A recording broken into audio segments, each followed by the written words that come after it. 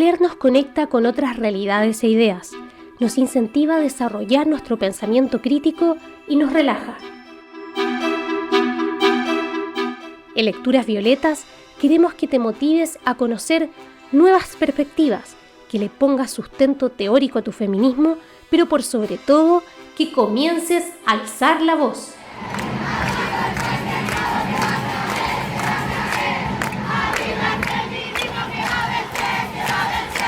Soy Sofía Calvo y junto a Cintia González y Juana Inés Casas te invitamos a abrir una nueva página.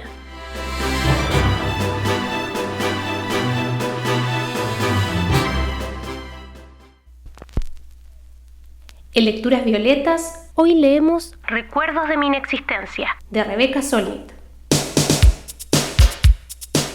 Hay autoras que se transforman en lecturas obligatorias para quienes nos consideramos feministas. Para mí, la escritora estadounidense Rebecca Solnit es una de ellas.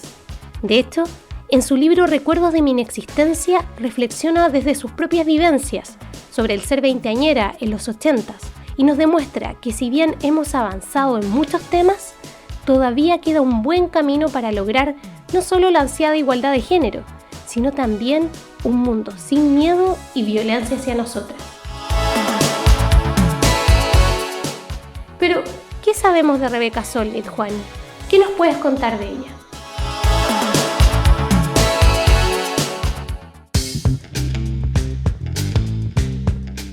Rebecca Solnit nació en 1961 en Connecticut, pero desde muy chica vive en la costa oeste de Estados Unidos, más específicamente en San Francisco. Ella se define como un producto del sistema de educación pública de California, Sophie, en el que estudió desde el jardín hasta la universidad. De hecho, fue en la Universidad de Berkeley donde hizo una maestría en periodismo y adquirió herramientas que luego serían muy importantes en su escritura. De todas formas, es una defensora de la libertad y del derecho a perderse, y por eso mismo ha desarrollado una escritura fuera de los marcos académicos o las limitaciones más típicas del periodismo, y se ha interesado por temas en apariencia muy distintos, como el poder de la esperanza para dinamizar cambios en la sociedad o la historia del caminar. Es una activista política comprometida con causas como los derechos humanos y el medio ambiente.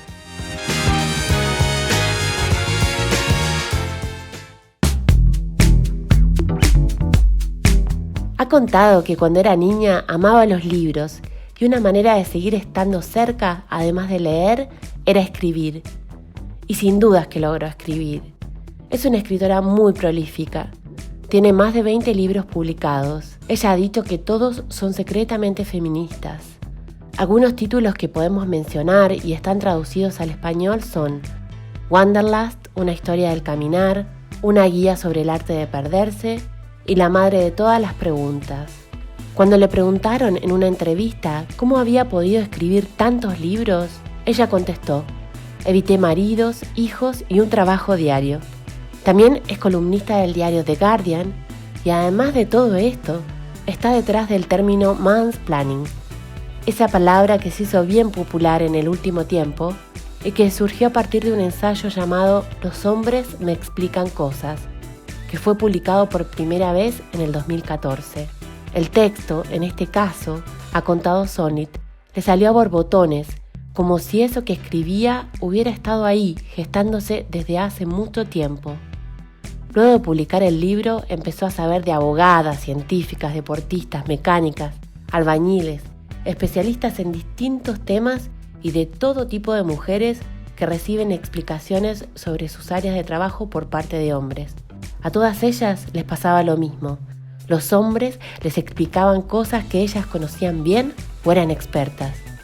Solnit es una autora que escarba en esa asimetría de poderes, que indaga en la desigualdad de géneros. Es una lectura violeta por su recorrido como escritora, por su activismo, por su valentía. Creo que es una autora muy necesaria para pensar, cuestionarnos y preguntarnos por el mundo en que vivimos.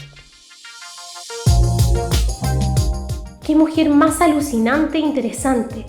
Toda una referente para nosotras y sin duda alguien a quien hay que seguirle la pista. En este sentido, Cintia, ¿Por qué Recuerdos de mi inexistencia es una lectura violeta?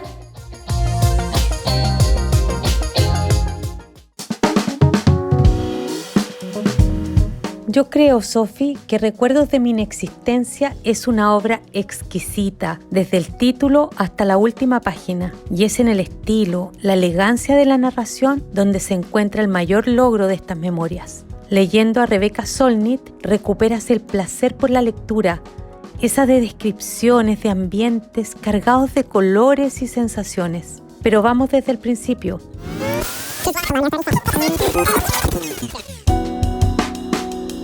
¿De qué se tratan estas memorias de mi inexistencia?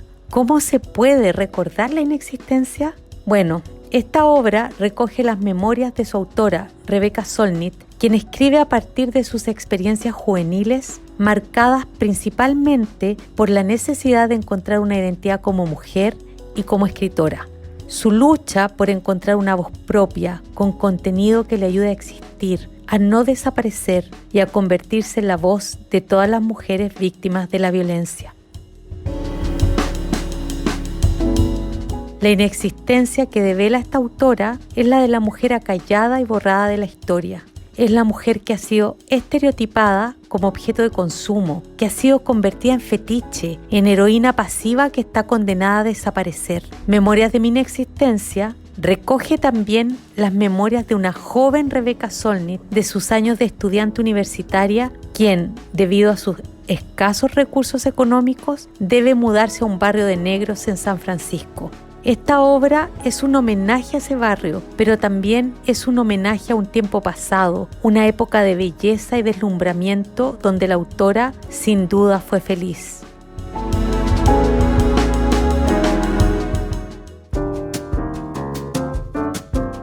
La obra comienza cuando Rebecca debe buscar un lugar para vivir, pero debido a sus bajos ingresos, solo le alcanza para vivir en lugares bastante precarios. Sin embargo, en su búsqueda encuentra un departamento que describe como un lugar encantador y donde la autora pasaría los 25 años más determinantes de su vida.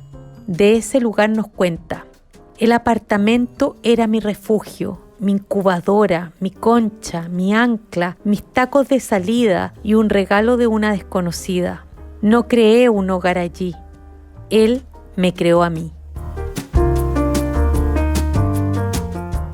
Desde aquí, la autora nos da la mano y nos transporta a un tiempo pretérito, idealizado por la memoria de una joven deslumbrada por esta parte de la ciudad, por este barrio de negros, poblado con iglesias de gospels, que, en palabras de su autora, es densamente espiritual. Esta obra es un tributo al pasado, a la vida sencilla, a la vida sin teléfonos inteligentes, al tiempo sin prisas, al contacto humano, donde la gente se detiene a contar una historia que te traslada a espacios que nunca pensaste conocer. Aquí, la autora rememora esta etapa de su vida y de la vida de San Francisco antes de lo que ella llama la degradación, antes del derrumbe de edificios destruidos por el progreso que trae altas torres símbolos de la modernidad. La pérdida del barrio y el sentido de comunidad que se perdió cuando llegó el dinero y el individualismo que desconfía y se separa del resto. Memorias de mi inexistencia es una lectura violeta que nos regalará momentos de gran nostalgia por un tiempo que ya se perdió, pero que se rescata al menos en estas memorias.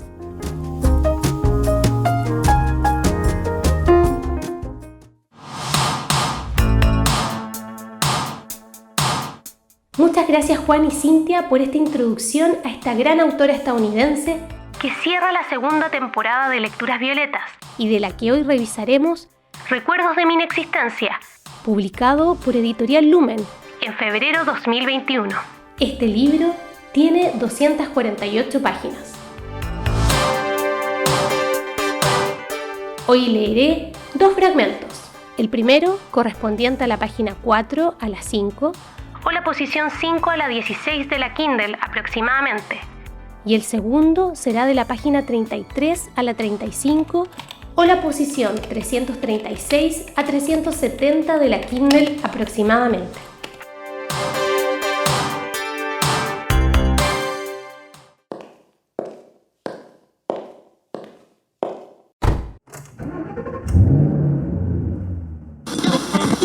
Un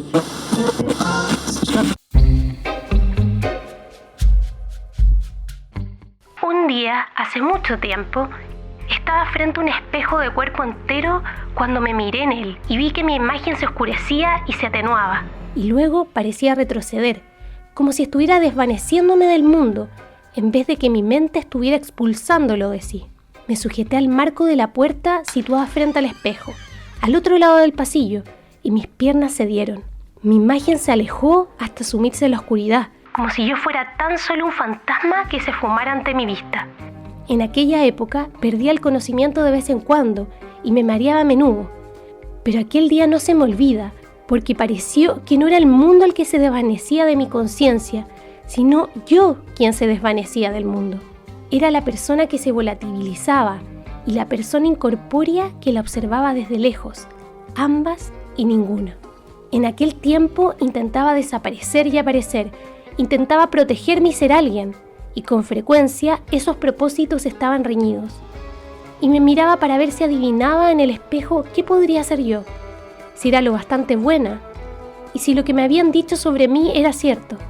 Ser una mujer joven significa enfrentarse a la propia aniquilación de multitud de formas, huir de ella o conocerla, o las tres cosas a la vez. La muerte de una mujer hermosa es, sin duda, el tema más poético del mundo, dijo Edgar Allan Poe, que no debió de imaginarla desde la perspectiva de las mujeres que prefieren vivir.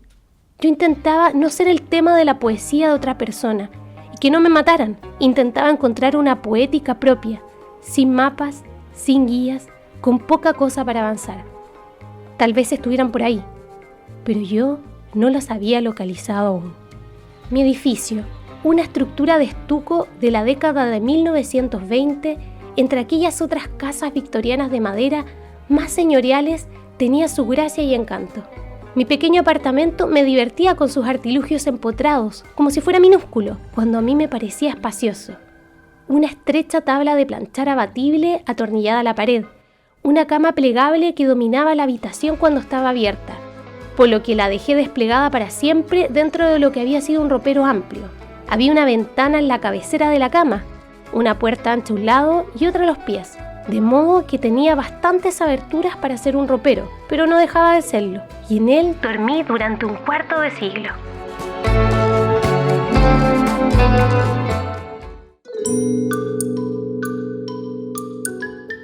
En ocasiones, la pobreza es un magnífico conservante del pasado, y vivía en un apartamento que apenas había cambiado desde su creación. Las estrechas tablas de los suelos de roble amarillo dorado eran las originales, al igual que el radiador que desprendía vapor, el bajante de la escalera de servicios por el que la basura descendía 2 pisos hasta el contenedor, el diminuto frigorífico, uno de los primeros, que no funcionaba y que estaba empotrado en un lado de la cocina, junto a la pila de lavar la ropa y la del fregadero, y enfrente del aparador empotrado y de las vitrinas de cristal que llegaban hasta el techo. Presidía la pieza una majestuosa cocina Wedgwood, esmaltada en blanco crudo, con bordes azules y un tubo de salida de humos que formaba un ángulo recto hasta llegar a la pared. Como el sistema de encendido automático no funcionó mientras vivía en el apartamento, recopilaba carteritas de cerillas de los bares y restaurantes en aquella época en que aún se permitía fumar en esos locales. Poder cocinar y disponer de todo un frigorífico me pareció un lujo después de haber vivido en el aparta hotel, sin la posibilidad de preparar la comida ni almacenar alimentos.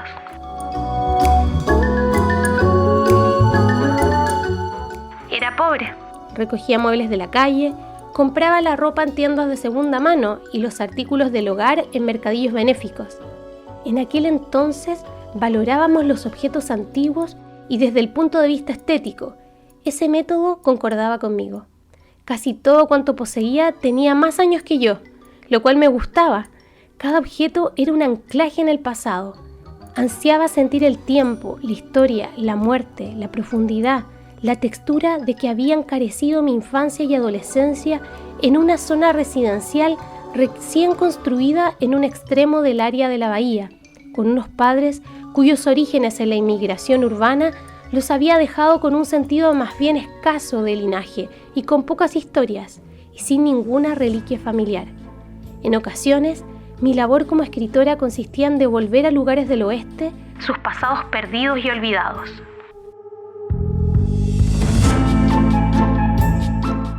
Encontré un pequeño sofá victoriano de terciopelo con clavos decorativos en un mercadillo benéfico cuando iba camino de una manifestación en el distrito Castro.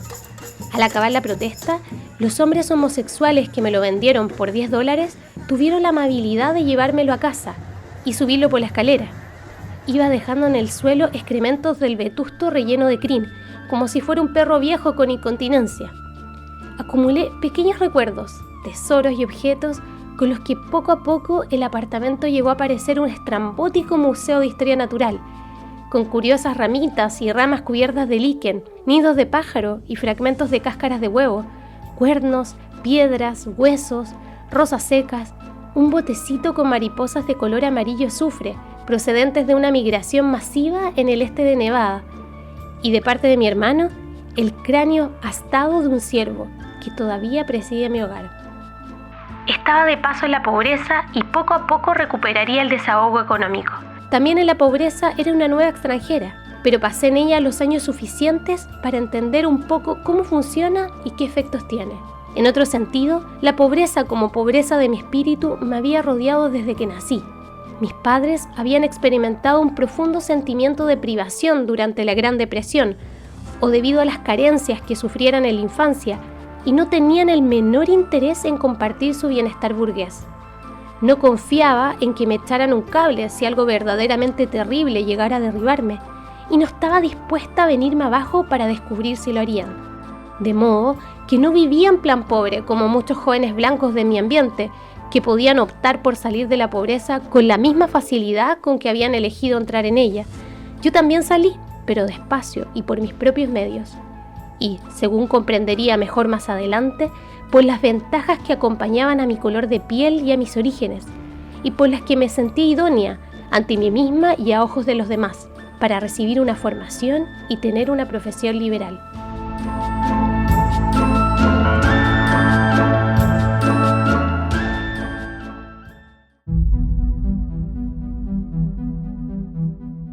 Leía libros de pie en las librerías, los pedía prestados en las bibliotecas o buscaba durante meses o años el ejemplar de segunda mano más barato. Escuchaba música por la radio o iba a casa de mis amistades a grabarme discos en cassette. Le echaba el ojo a algo y la promesa que los objetos suelen ofrecer me espoleaba, me pinchaba y me agobiaba. Que si estas botas o aquella camisa conseguirán que sea quien necesito o quiero ser. Que si lo que está incompleto en mí es un agujero que pueda atiborrarse de chismes. Que si lo que tengo queda eclipsado por lo que deseo. Que si las carencias se curan con la posesión, teniendo más de lo imprescindible.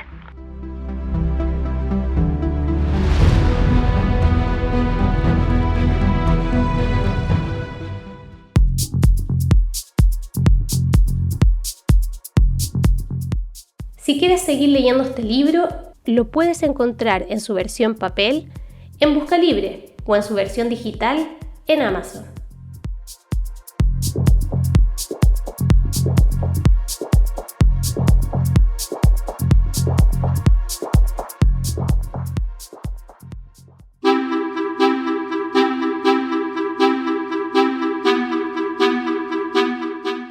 Lecturas Violetas es un podcast de QT. Su producción y locución es de quien les habla, Sofía Calvo. Las reseñas de autora y texto están a cargo de Cintia González y Juana Inés Casas, y su edición y postproducción de audio es de Marcelo Enríquez. La canción que escuchan es Las Nuevas Vidas de Free Music Project. Te invitamos a seguirnos en nuestra cuenta en Instagram @lecturasvioletascl. Nos encontramos pronto en Lecturas Violetas.